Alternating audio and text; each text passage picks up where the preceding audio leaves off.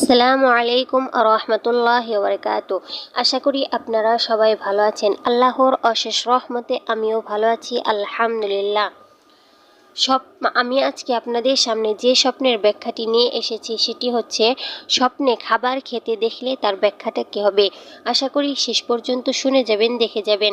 স্বপ্নে প্লেট ভর্তি করে খাবার খেতে দেখলে স্বপ্ন দেখনেওয়ালা ব্যক্তি দীর্ঘায়ু লাভ করবে।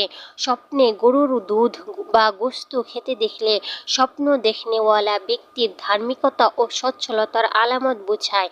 স্বপ্নে গলায় খাবার আটকে যেতে দেখলে স্বপ্ন দেখনেওয়ালা ব্যক্তির মৃত্যুর ঝুঁকি বা বিপদের আশঙ্কা রয়েছে।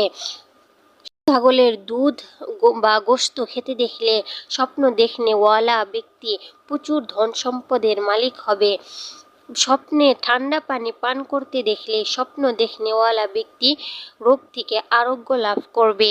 স্বপ্নে কেউ ডাব খেতে দেখলে সে আছাড় খেয়ে পড়ে ব্যথা পাবার সম্ভাবনা রয়েছে।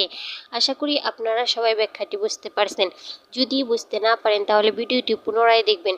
যদি তাও বুঝতে না পারেন তাহলে কমেন্টে বলে যাবেন। ভালো থাকুন, সুস্থ থাকুন। আসসালামু আলাইকুম রহমতুল্লাহ।